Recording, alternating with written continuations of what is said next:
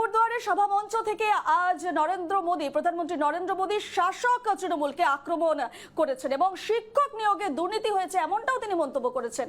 বাংলায় শিক্ষকদের বঞ্চিত করা হয়েছে, অনেক বড় পাপ করেছে তৃণমূলের নেতারা, তারা আজও তাদের ভুল স্বীকার করেনি বললেন প্রধানমন্ত্রী নরেন্দ্র মোদী। তিনি আরো বলেন যে তৃণমূলের নেতাদের দুর্নীতির জন্য এখানকার বাচ্চাদের ভবিষ্যৎ নষ্ট হচ্ছে, কিন্তু এরা নিজেদের ভুল মানতেই চাইছেন না, উল্টে আদালতকে আক্রমণ করছেন এরা। তৃণমূল সরকার অভিযুক্তদের বাঁচানোর চেষ্টা করছে, বিজেপি এটা হতে দেবে না এমনটাই স্পষ্টভাবে জানিয়ে দিয়েছেন আজ প্রধানমন্ত্রী নরেন্দ্র মোদী। কি বলেছেন শুনুন।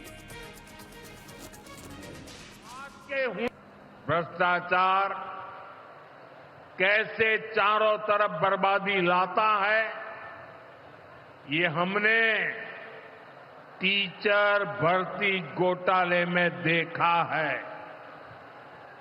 टीएमसी सरकार ने अपने शासनकाल में हजारों टीचर्स का फ्यूचर बर्बाद कर दिया, उनके परिवारों को तबाह कर दिया, उनके बच्चों को असहाय छोड़ दिया। टीएमसी के घोटालेबाजों ने सैकड़ों गरीब परिवार के बेटे बेटियों को अंधकार में धकेल दिया है। ये सिर्फ कुछ हजार टीचर्स के भविष्य के साथ खिलवाड़ नहीं है, बल्कि पश्चिम बंगाल के पूरे एजुकेशन सिस्टम को बर्बाद किया जा रहा है। टीचर्स के अभाव में लाखों बच्चों का भविष्य दांव पर है। इतना बड़ा पाप टीएमसी के नेताओं ने किया है। हद तो ये है कि ये लोग आज भी अपनी गलती मानने को तैयार नहीं है, उल्टा देश की अदालत को, न्यायपालिका को, कोर्ट को दोषी ठहराते हैं। এ নিয়ে আমরা বিস্তারিত কথা বলবো। কলকাতা থেকে রয়েছেন আমাদের প্রতিনিধি অভিষেক সিংহ। অভিষেক, আমরা দেখে আসছি গত বেশ কিছুদিন ধরে বিকাশ ভবনের সামনে ধর্নায় রয়েছেন চাকরিহারা শিক্ষকরা এবং আজ প্রধানমন্ত্রী নরেন্দ্র মোদী আলিপুরদুয়ারের সভামঞ্চ থেকে এভাবেই একেবারে তোপ দেখেছেন বাংলা সরকারকে, বলেছেন যে শিক্ষক নিয়োগে দুর্নীতি হয়েছে, শিক্ষকদের বঞ্চিত করা হয়েছে এবং টিএমসি অনেক বড় পাপ করেছে।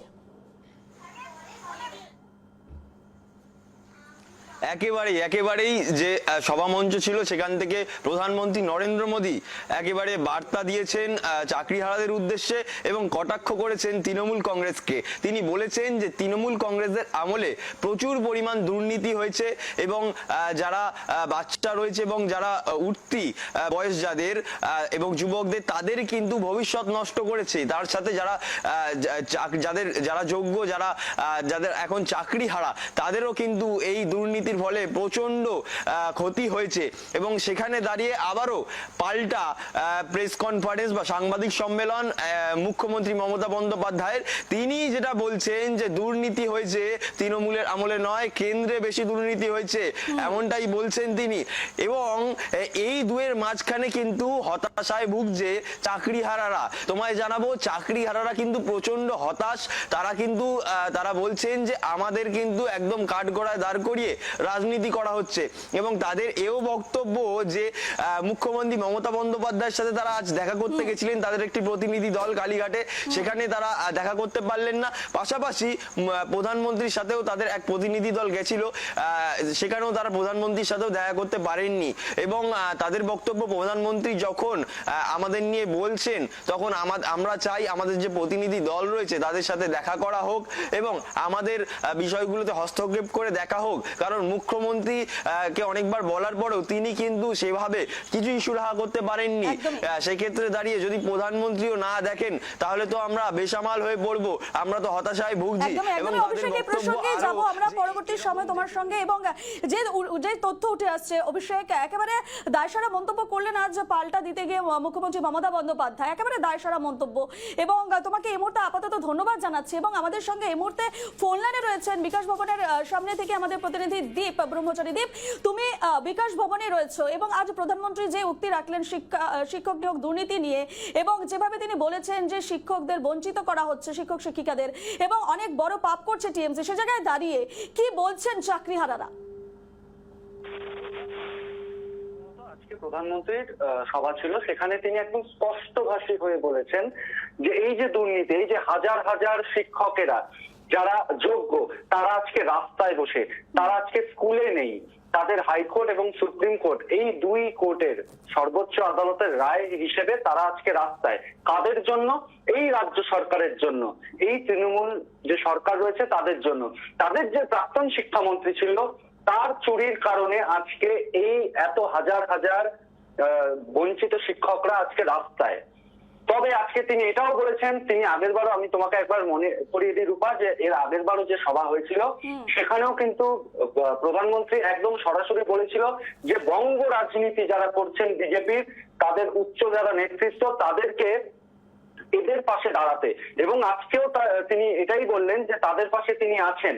এবার তাদের কথা হচ্ছে, তারা কিছুটাও যারা বঞ্চিত শিক্ষক তারা বলছেন যে আমরা প্রধানমন্ত্রীর উপর আশ্বাস রাখছি, হয়তো তার প্রোটোকল মেনে, যেহেতু এনএসজি বা তার যে নিরাপত্তা, সেই নিরাপত্তার জন্য হয়তো আমরা দেখা করতে পারিনি, তবে তিনি আমাদের কথা বলেছেন আমরা চাই যে তিনি তার যে পাওয়ার রয়েছে, অর্থাৎ প্রধানমন্ত্রীর চেয়ারের যে পাওয়ার রয়েছে সেটাকে ব্যবহার করে আইনগত দিক দিয়ে যাতে তারা তিনি সাহায্য করেন এবং তাদের চাকরি যাতে বহাল থাকে। এবং তাদের আরেকটিও প্রশ্ন রয়েছে যে যারা পরীক্ষা দেবে, আবারও পরীক্ষা দেওয়া হবে, তাদের মধ্যে যদি কোনো যোগ্য শিক্ষক যদি উত্তীর্ণ না হয় তাহলে তারা আরো বড় বৃহত্তর আন্দোলনে উঠবে। এবং মুখ্যমন্ত্রীর সাথে যে বাংলার মুখ্যমন্ত্রী মমতা বন্দ্যোপাধ্যায় পুরো বিষয়টিকে একেবারে দায়সারা মন্তব্য করেছেন, পুরো বিষয়টি নিয়ে একেবারে এড়িয়ে গেছেন। দেখো রূপা, তোমাকে আগেও জানিয়ে রাখি, আসলে বিষয়টি হচ্ছে পশ্চিমবঙ্গের সরকার যখন কোনো উন্নয়নমূলক কোনো কাজ করে, কোনো কাউন্সিলর, আমি একদম নিম্ন পর্যায়ে যাই, যে কাউন্সিলর যদি কোনো উন্নয়নমূলক কাজ করে সেখানে সবসময় আছে যে মমতা বন্দ্যোপাধ্যায়ের প্রতিনিধিরা ভালো কাজ করছে। যখনই চুরির কথা আসে, শিক্ষামন্ত্রী খুব একটা ছোট বিষয় নয়, একটি রাজ্যের জন্য শিক্ষামন্ত্রী সবসময় উন্নয়নমূলক কাজের জন্য থাকা দরকার। সেখানে যখন চুরির কথা আসলো সেখানে কিন্তু তারা দায়সার, এই যে তুমি যে বললে, তারা সেই বিষয়টিকে অস্বীকার করছে যে আমরা জানতাম না। কিন্তু একটা শিক্ষামন্ত্রী তার আন্ডারে, মুখ্যমন্ত্রীর আন্ডারে, তিনি কেন জানবেন না? এই প্রশ্নটা তো থেকেই যাচ্ছে। এত বড়, এটা কিন্তু 100-200 ঘোটালা নয়, কয়েকশো কোটি টাকার ঘোটালা, তাহলে কেন জানলো না মুখ্যমন্ত্রী? এবং পরবর্তী সময় কবে এই চাকরিহারা শিক্ষকরা ন্যায় পাবে এবং কবে তারা তাদের আন্দোলন থেকে সরতে পারবেন, তারা যথাযোগ্য ন্যায় পাবে, সেদিকে তাকিয়ে গোটা বাংলা, গোটা দেশ, এবং আজ প্রধানমন্ত্রী আলিপুরদুয়ারের সভা মঞ্চ থেকে একেবারে কোণঠাসা করলেন বাংলার মুখ্যমন্ত্রীকে এবং বললেন যে টিএমসির তরফে এটি একটি বড় পাপ, মহাপাপ করা হচ্ছে, যে শিক্ষকদের যেভাবে বঞ্চিত করা হচ্ছে, যেভাবে শিক্ষায় দুর্নীতি হয়েছে। ধন্যবাদ তোমাকে দীপ।